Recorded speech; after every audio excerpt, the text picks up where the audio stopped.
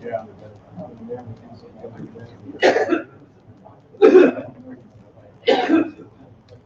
All right.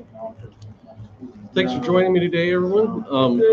We don't have a sound system in here, so I kind of have to shout. What? Huh? Thanks for coming. Thanks for joining me here for another great Wonderfest. I hope you guys had a great weekend. See some familiar faces.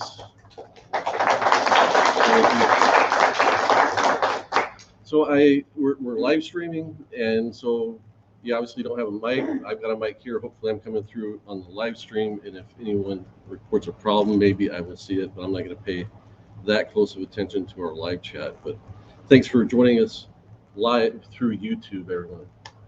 So I don't have any like groundbreaking, exciting announcements. Anything you see on our table this weekend has been kind of our news.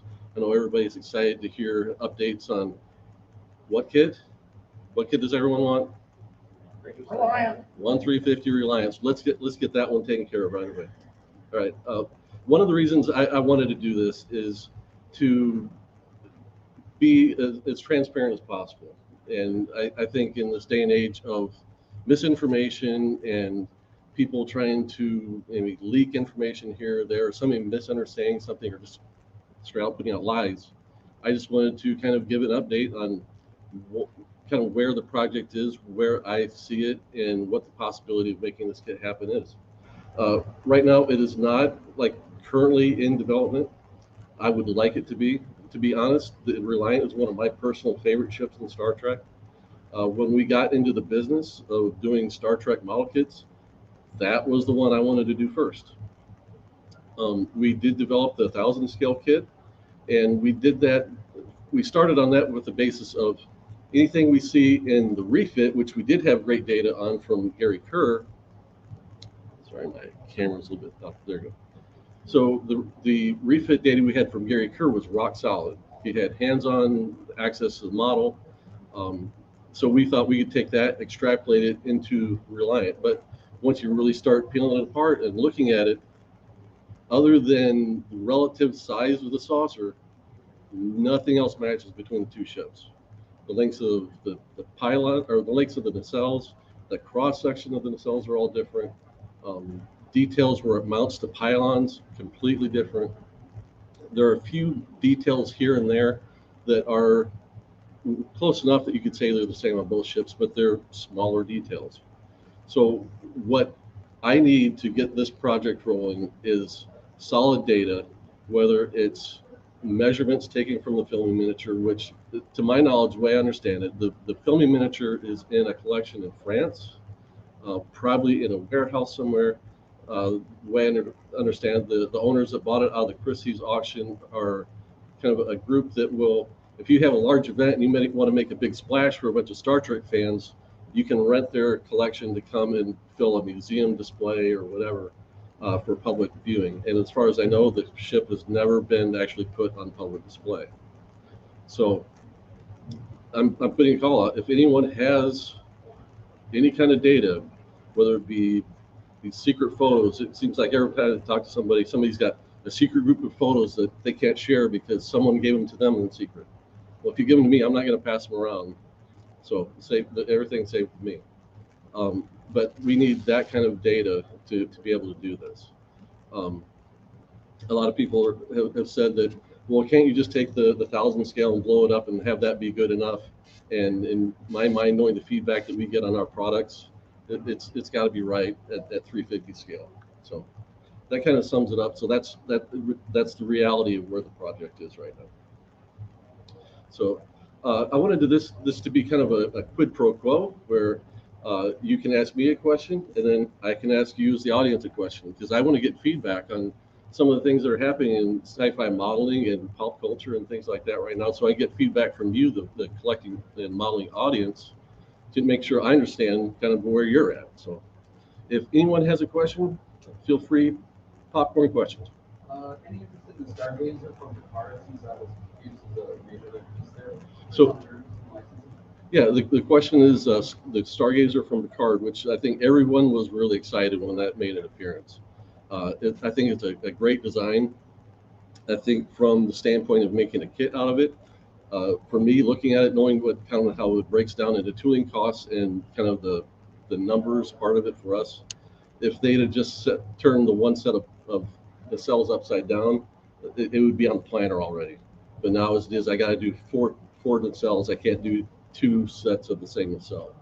So it's something I've considered. I would like to. So here's my question to you. As the kind of long-term Star Trek modeler, are you more interested in that new design of the Stargazer or the classic design of the Stargazer? Classic. So okay, so applause for who wants the new one? All right, and who wants the old one? Awesome, split decision. You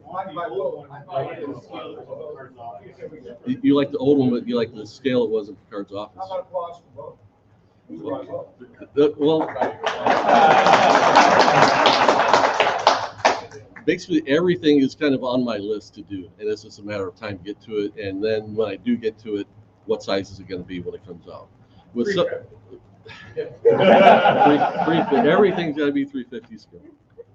So my concern on something like the new Stargazer is, okay, it made a splash in one episode, and then it made a kind of a return appearance at the end. I'm guessing because I haven't actually watched the last episode. Just putting it out there. So then it becomes, okay, does that design have long-term staying power within the modeling audience? And that's something that has to be weighed as well. So, okay, I took my turn. You guys take your turn. Could you rent the Reliant from that France group? Could we rent the Reliant from that group in France? If I could get them to return my call, we could talk about it. But I'm guessing it's going to be rather expensive to get access to it. But I'm willing to talk to somebody and see what the possibility of having that happen is. I'm guessing it's just in a crate in a warehouse and it's buried somewhere, and they'll pull it out for a substantial amount of money. Sort of follow up on what he said. Do we have any information to contact them? We also have that letter coming out. That'll only boost the price up. Okay, so I'm not gonna. I honestly, my memory's bad. I honestly can't remember the name of the company, but if you went investigating online, you would find it. I'm gonna be blurry for the people at home. It's all right. They just want to hear what I gotta say. Yes, sir. Granted, we have a really nice version of the Enterprise and Strange New World Discovery. Since the show's apparently a bona fide hit, we're now into a second season. And pretty much it looks like the show's going to get a 7-year run. Do you possibly see the 1350 with a bit of that Enterprise or something? Okay, so the question is, with the positive success, the reaction to Strange New Worlds, will we get a 350 scale Strange New Worlds version of the Enterprise? So the ship is longer, and at 350 scale, it's roughly 5 feet long. Wow. But if we said we'll do 1/500 scale, it would be about the size of a 350 kit. Yeah, that would be. So then my question, and here's my question back to you again. It's my intention, or was my intention, to start the development process on a 1000 scale Enterprise D for release sometime next year. But with Discovery, or with the Strange New World Enterprise being so popular and getting requests for a larger format kit of that, okay, round of applause for Enterprise D at 1000 scale, 2 feet long, 18 inches wide.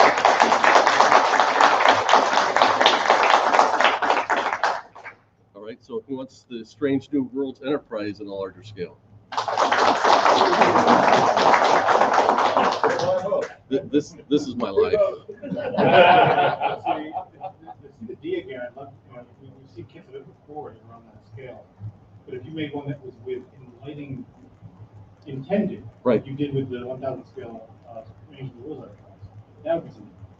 Yeah, in both cases, we would definitely intend to do a light kit to go with both of them. So, yeah, you guys aren't helping me at all.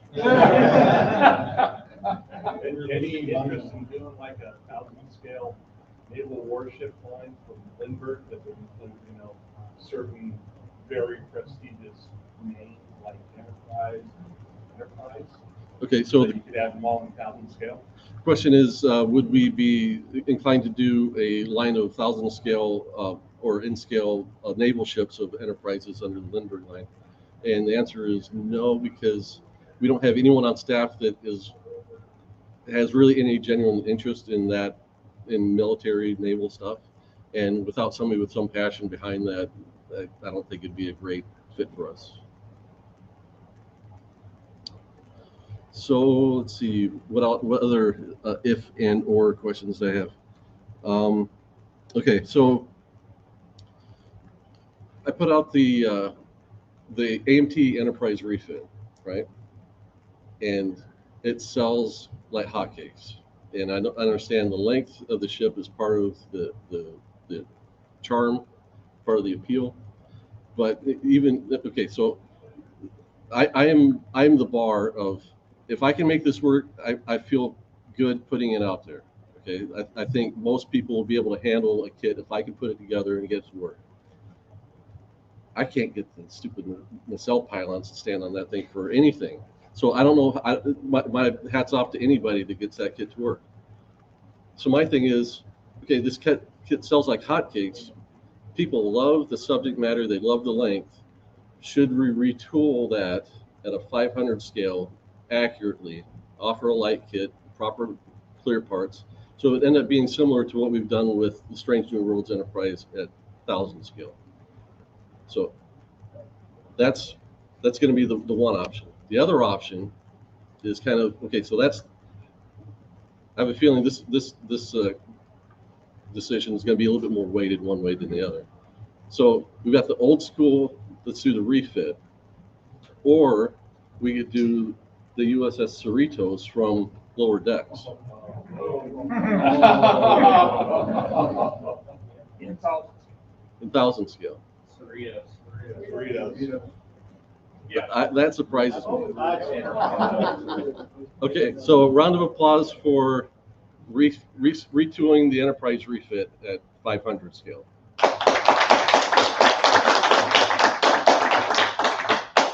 All right, round of applause for USS Cerritos at 1,000 scale. It'll be roughly 13 to 15 inches long. You get the bug? You gotta have the bug on the back. I'll admit I haven't watched enough of the show to know what I'm talking about. But one of the reasons I'm asking is because we recently did a Star Trek convention in Chicago, and I saw a lot of the Cerritos shirts out there, and so I know that it seemed like when they announced that show, it was like fans were a little bit leery of it idea-wise, and I think they've done a good job of playing it off and not insulting the audience, but letting the audience be in on all the jokes. Like, we know what they're doing there. So I think there is some appeal there, and to be able to do a ship from an animated show for a newer audience, maybe that hasn't been exposed to Star Trek for as long as a lot of people in this room have, I think there's some benefit to having something to offer them. What about the Protostar? The Protostar is another good question. So the Protostar is from Star Trek Prodigy, their other animated show, which is aimed at definitely a kid audience. They have asked us to gauge our level of interest in it, and so far I've been holding off because I want to see, does that show have staying power? Am I going to see the same reaction as I see to Lower Decks? And so far I think it's just too new, and right now it's only on streaming, which all the other Star Trek stuff is only on streaming, but they are going to move that to Nickelodeon at some point.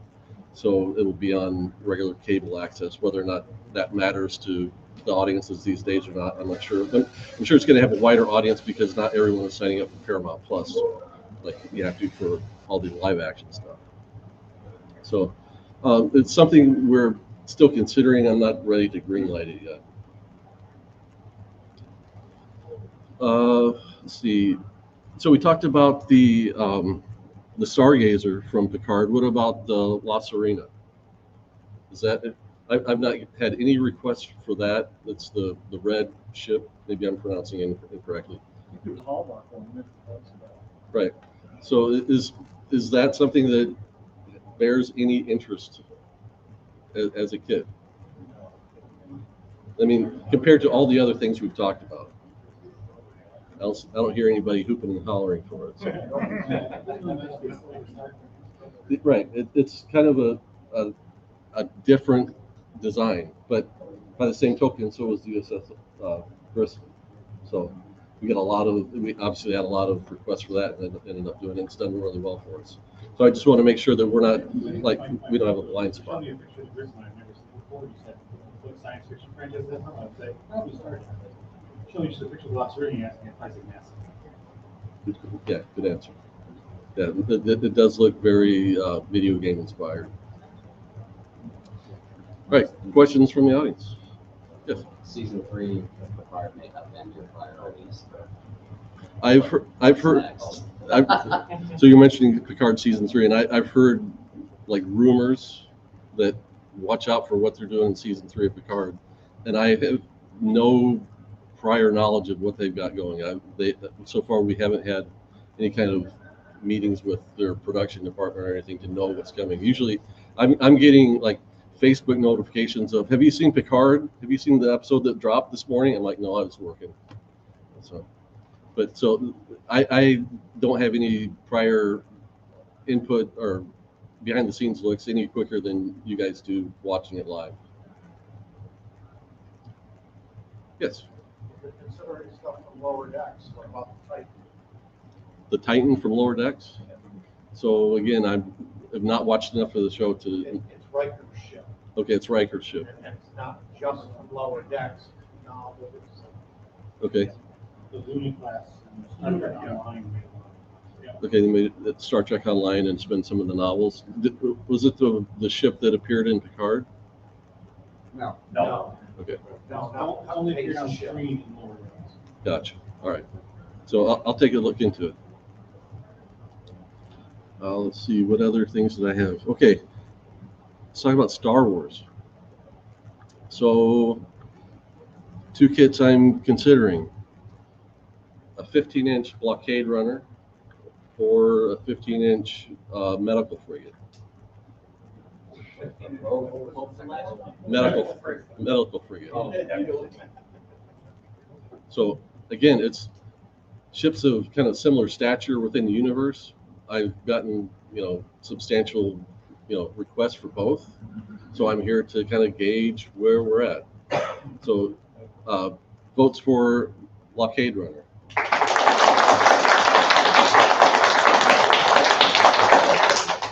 Votes for the medical frigate. Well, that was close, but I heard a better response about the blockade runner. It'd be 15 inch. I think the blockade runner is 350 scale at that size. This morning I was actually having, I pulled the case and we could able to put the shuttle using the Bad Batch. The shuttle using the Bad Batch? The Bad Batch have their own class. The Havoc Marauder? I'm not sure what it's called. It's been announced on our table. Oh, okay. Let's see here. I'll confirm the medical or the blockade runner length.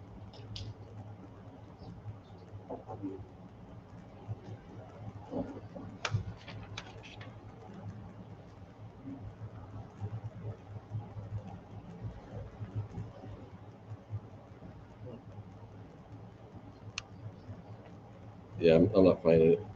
My eyesight's bad. I can confirm that later on. But that's what we're looking at. We try and find. We know there's kind of a sweet spot as far as the size of the kits that you guys like. Anything from say 15 inches to 22 inches, 24 inches long. It's kind of that sweet spot that will fit on a shelf, deliver enough detail, and not have to like build an addition to your house to display it. So. Yeah, how about a nice sand crawler? A nice size sand crawler. Okay.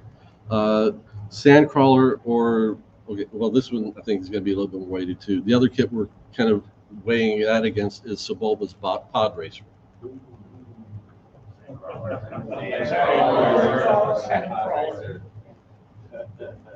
Okay, sand crawler.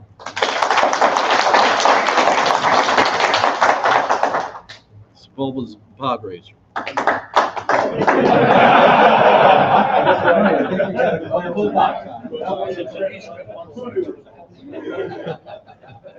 Again, all this stuff is kind of on my long-term to-do list, so it might be just a matter of time before we get to it. So see, what else do we want to cover?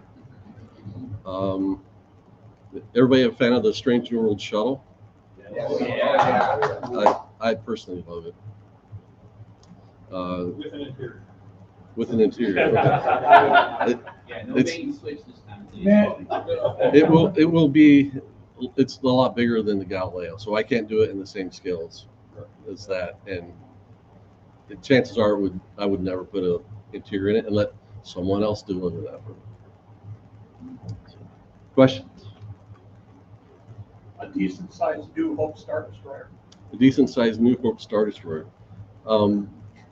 Charles Adams, that does a lot of work for us, is working on the Katinga or the Chronos One for us right now.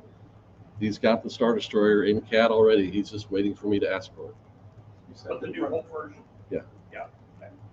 You said the Chronos One, so you're going to do a variant of that? Yeah, we've got same 1-350. Yeah. Great. Yeah, that's one of the other announcements at the tables that we're doing a Chronos One 350 scale. Using part of the tooling we already have existing for the Katinga, and then adding in the new stuff that's needed. So I have the 1-350 of refit, and I got the original release. Has anything changed in that tooling since the original? Because the cells on the struts are really wonky. So the original release of the 350 refit, Yeah. and you had troubles getting the pylons to. Well, not the pylons, but the warping. So the engines themselves kind of toe in towards the top. I'm not aware of that problem. So I don't know. Okay, but it's the same thing. Yeah, the refit we offer now is the same tooling as before. Okay. Yes, we've never, as far as I remember changing any of that. Well, I'm gonna get another one more coming, so maybe I should. Okay, I would never say so. but it's entirely possible. Yeah. Come back, any chance to see a bridge pit, a refit enterprise? Yeah. A- Good idea. Yes. A bridge of Good idea. the refit enterprise. We've gotten a lot of requests for a next generation bridge, but so I mean the benefit of the TOS bridge is they use a lot of repeating parts, which they actually tooled everything, which I would have done a lot more economically than they did back in the day. But there's not as much of that, as far as I know, in the refit bridge. But I haven't studied it, so. Well, the refit as it exists in the 5th and 6th movies is a lot more similar to the original series. The workstations, it's not like you have a fiberglass skin that varies from slice to slice. It's a lot more.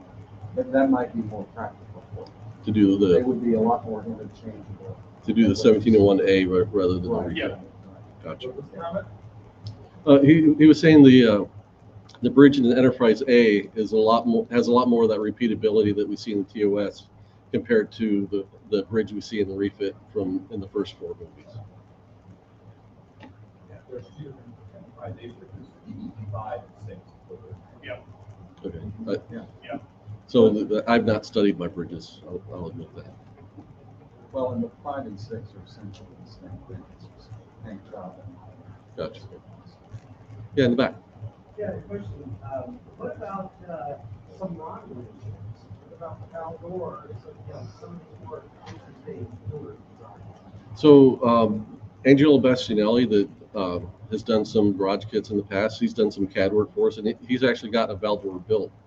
And he keeps bugging me that might be something that's appealing to do. So that's another kit that's a possibility. So what would the reaction be to that? Is there a demand for the Valdour from, is it Star Trek Nemesis, right? Interest in the Valdour. All right. Yeah. Question, on top of that, I was actually going to ask later on in the session about any interest or any possible tests for 50 scale Romulan training from the TOS. I know it's something military long gone, but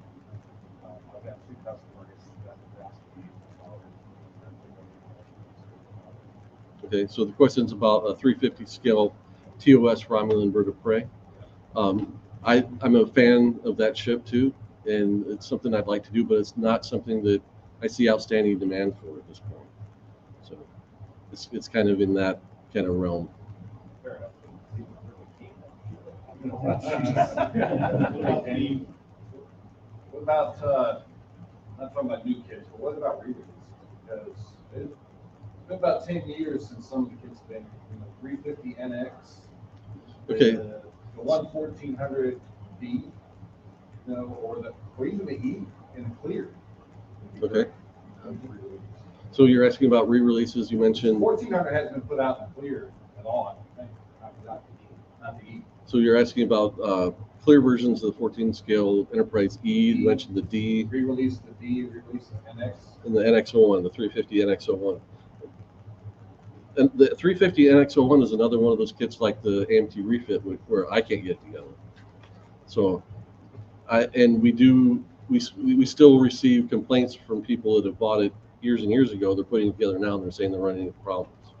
And so that's another kit where we'll probably put it out and kind of put a extremely high, age grade or skill level on it, so that anybody that builds it that runs into a problem will be able to handle it and not go in expecting it's going to be as breezy as a TOS 350 scale is. Yeah. How about 1,000 scale Akira? 1,000 scale Akira. It's 18 inches long. I know how long it is. No, it's And not. or the steam runner. And the steam runner. I mean, my biggest regret is announcing 1,000 scale Akira because it will live in infamy. Sorry. So my fear about the new Stargazer is that it's going to be a fan favorite ship, and it's going to be end up over time being at the same kind of interest level as Akira, where there's some demand. There's not a huge kind of roaring demand for it like we see on some of the other things. Yeah. Yeah. Hopping universes for a minute. What about Amanda's hot rod? Mando's hot rod. The Naboo fighter. The N1 Naboo fire conversion. Keep an eye out for that next year. Yeah. A refit of the NX-01. A refit of the NX-01. Well, our 1,000 scale one has those parts in it. You mean for the 350 scale? I'd rather put the resources that would go into that into something else. Yeah. Good about your booth, David. What about UFO? Okay. What can you tell us about Yeah. UFO sizes? Okay. So the question's about UFO, which we've announced this weekend, and it seems to be like that's the big news of the show. And honestly, it kind of surprised me a little bit. I didn't realize there was that much interest in it. Is there somebody in your group that brought that forward? Like you said, you have to have a passion in order to do it. Right. Was there maybe somebody in the group that brought that forward? How did that come about? As an artist and designer, I see the appeal of the designs of those ships. So I can relate. I understand why there's interest. It took us a long time to take on Space 1999. It took a lot of convincing by a lot of people.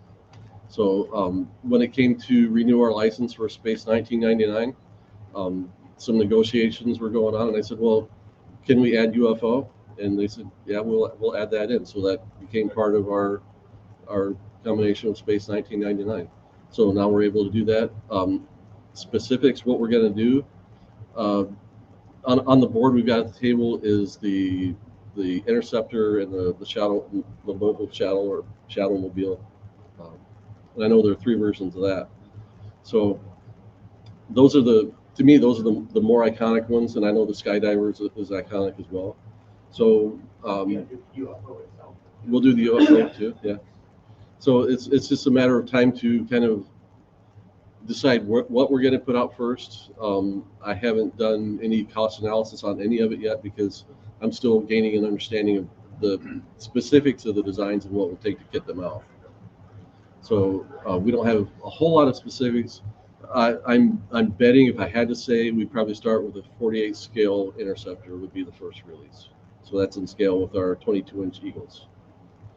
How big is that? How big would that be? Inches? I don't know if I got that on my super secret chart here or not.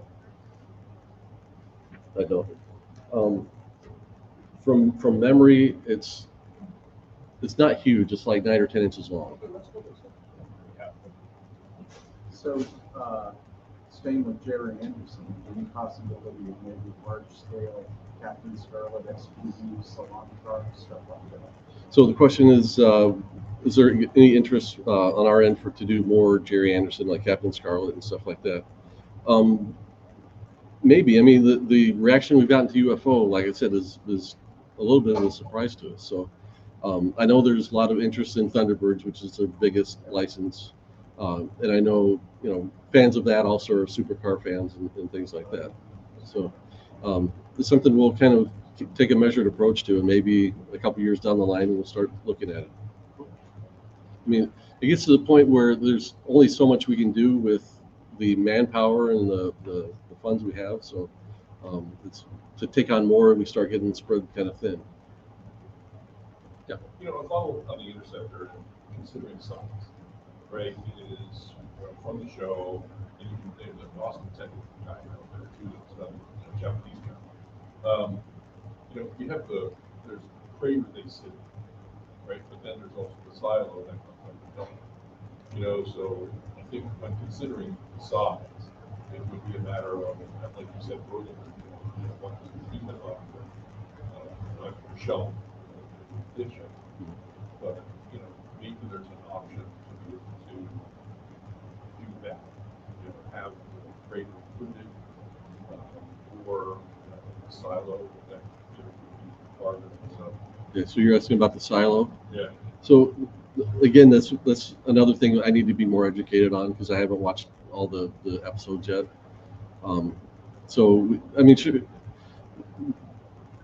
We have a few, so different licensors approach everything a little bit differently. With Star Wars, we have certain limitations as far as what you can do as far as like a pilot figure size. With UFO and Space 1989, they want to know specifically what scales we're working in and things like that. So if it's something that outside the parameters of what we kind of established up front, we'll have to kind of renegotiate to get something other than that. So, and that would be, I think, another subject that would probably be further down the road. I think we would do the Interceptor, the mobiles, and the Skydiver long before we get to something like that. Okay. How about Straker's car at 125th? So my thought was, okay, the interest is going to be in the spaceships, and then when we got all those out of the way, then we might do the cars. I know I'll get a little bit pushback probably from the car guys, where they're like, well, if we're doing a car, let's do a Ford Pinto or something. No.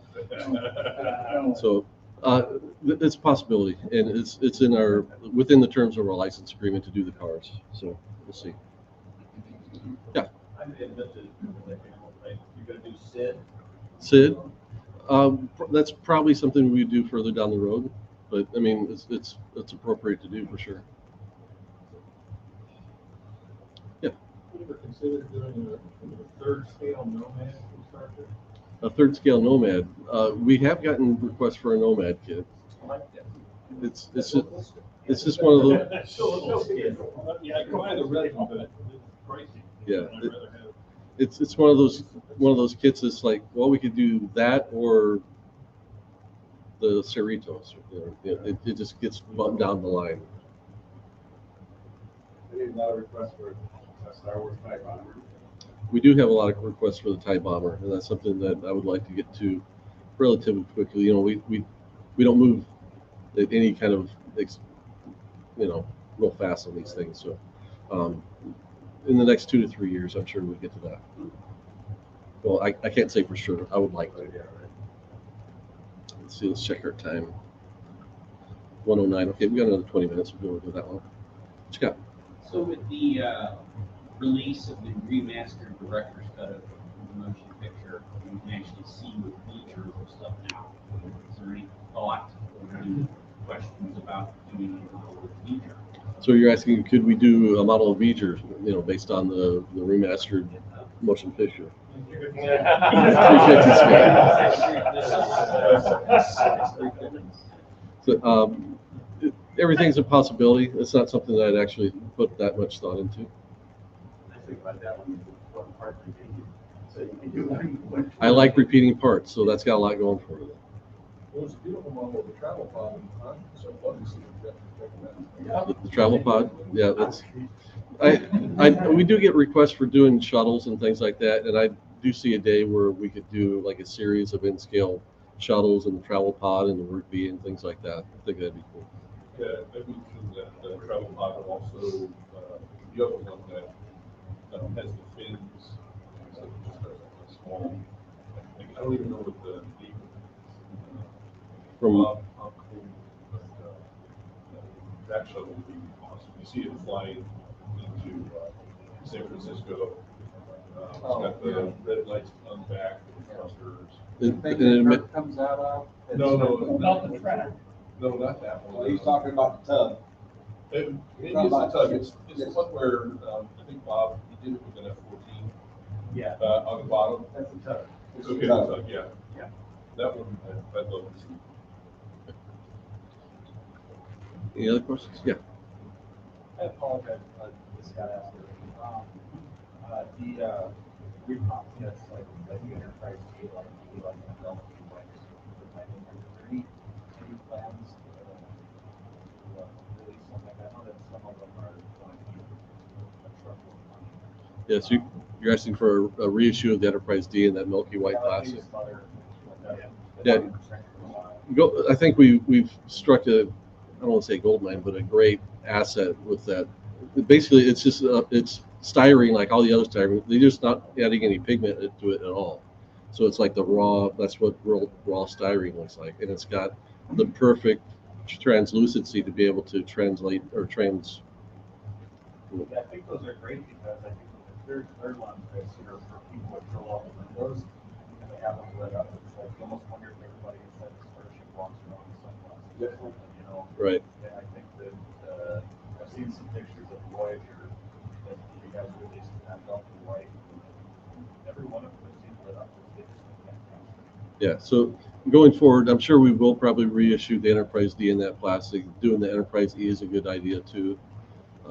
So yeah, it'll just be a matter of time. And the E is like, the other one. Yeah. That would be, it's hard enough, the wings are so small that really gives you a light that would be nice to look at translucent. Yeah. It's just something to throw Yeah, there. we'll get to it. Perfect. I keep getting messages, apparently your shack people keep asking about 1,000 scale next generation ships. 1,000 scale next generation ships like the Enterprise D, like we took a vote on earlier. Well, I know you talked about the D, I don't. You're like, I think they want a whole line of that, but I'm assuming that would depend on how the D did that. Yeah, I mean, if we did the D in 1,000 scale, I'm sure we would do the Nebula eventually too. I mean, that's just a conversion. So of Vorcha in 1,000 scale. Okay. I mean, it kind of opens the floodgates if we do the Enterprise D. There's a lot more that we can do to go with it. Yeah. So, probably an odd question. It's within the Disney realm. Anything related to theme park things? For example, I was at Monorail, right? So I'd love to have not a tour like itself, but a tool, decent size monorail kit. That's is there any possibility of that's a delving into that realm? pretty cool idea. I mean, it took a long time to get the Star Wars license, and it was penetrating Disney to talk to the right people and have them be open to the idea. So now that we have that, we do want to take a look at. I hadn't thought about the monorail as a kit, but that's a good idea. But being able to put out the Pirates of the Caribbean kits as they were meant to be, getting the Black Hole license, so we'll be able to put those kits out again, that kind of thing. What's that? The Nautilus? That would be great. Yeah. So, I I understand Disney's been very, very difficult trying to get a Nautilus license. Is that still the case? I don't know. I just know dealing with them, they have different people taking care of different parts of their business. So they've got somebody that we have to talk to about the parks, and that's totally different from the people we talk to about Star Wars. So it's getting the right audience, the right audience with the right person. If you did go after that and were able to get it, would you be talking about like a 3-foot long? Yeah. I think that would be ideal. 3-foot long Nautilus would be the ideal length or something like that. I buy it.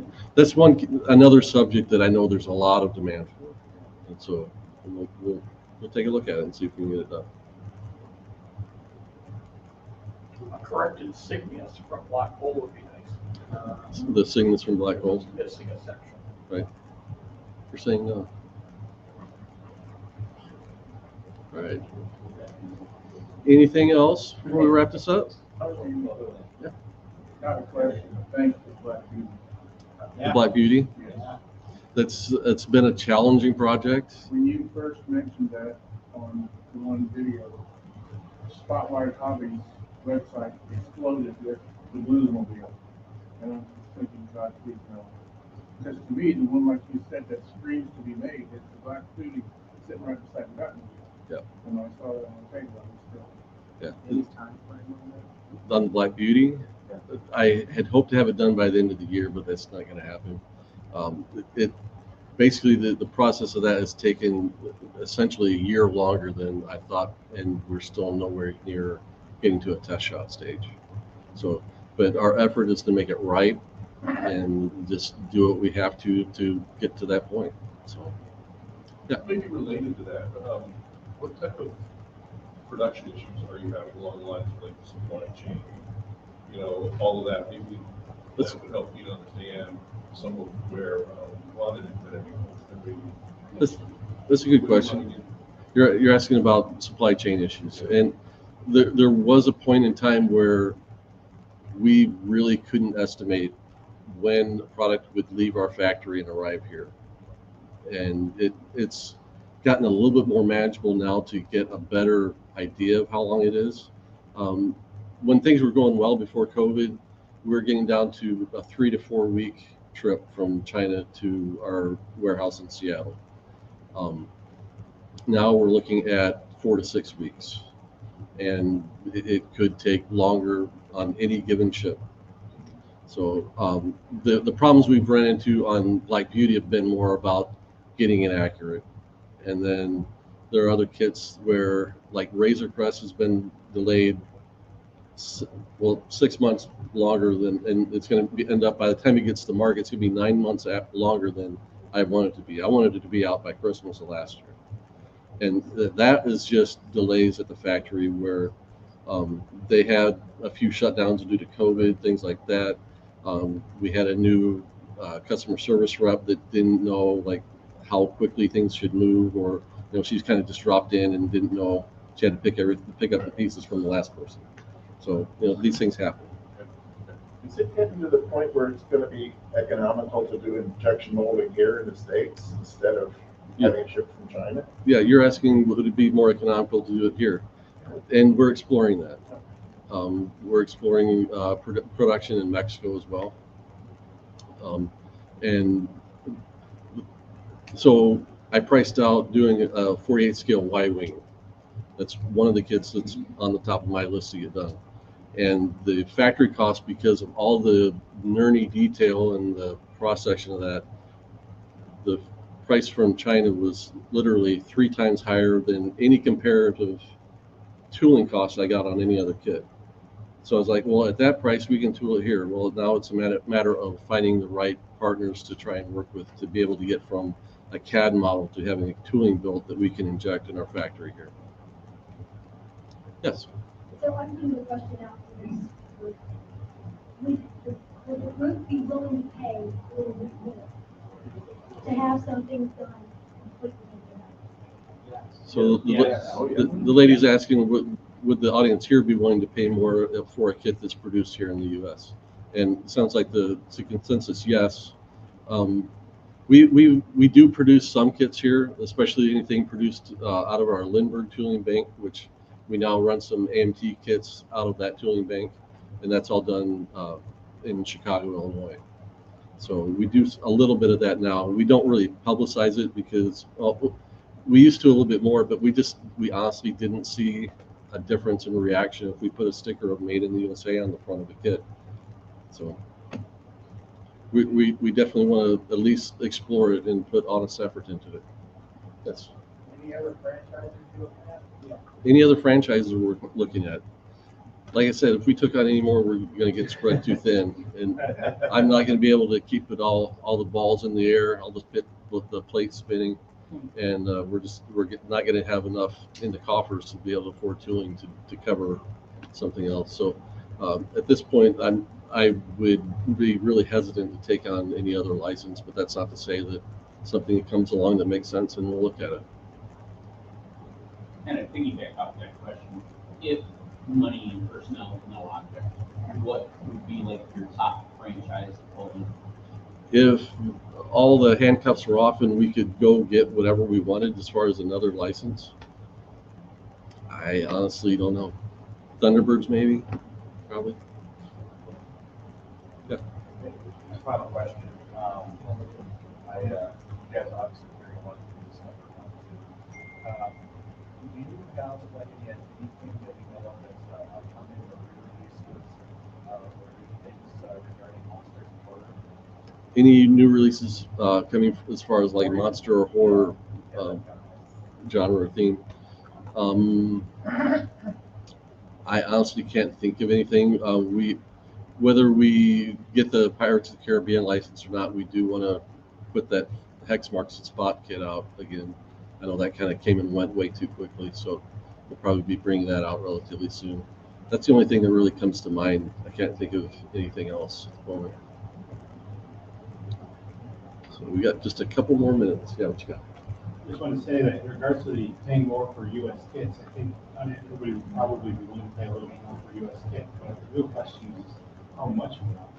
Right. And I think that answer is going to be more factored into, if it is a U.S. kit, how much does it advance the timetable for having it be from the U.S.? And that will be a big factor in how much more we will. So you're asking, would there be any benefit in paying more for a U.S. production? Would we be able to bring a kit to market more quickly? At this point, no, because it's unknown territory for us. The thing it would save is it would save us the expense on the shipping, so that helps balance out the money side a little bit, and it would knock out that 3 to 6 week timetable of getting kits from China to Seattle. So that's what comes to mind as far as what added benefit that would bring. All right, real quick, anything else? Yeah. Has there been any interest in the Star Trek Into Darkness? The Star Trek Into Darkness, the big ship in that, the Dreadnought. I'm personally biased against J.J. Abrams, and that's,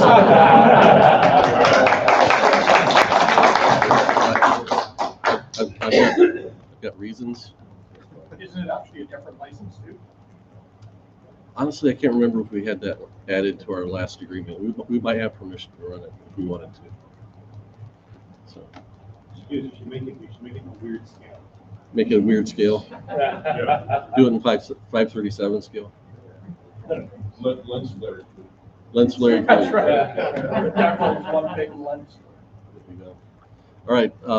Appreciate everybody coming out. Appreciate the people at home putting up with fuzzy, blurry Jamie Hood on YouTube. I hope it was enjoyable. Again, thanks for supporting our brands. I get so much out of coming to this show to get the feedback directly from you guys on the stuff we put out. But I put a lot of pride into getting the stuff just right, having an excellent build experience, and it's great to hear the feedback we get from you guys. So thanks very much, guys.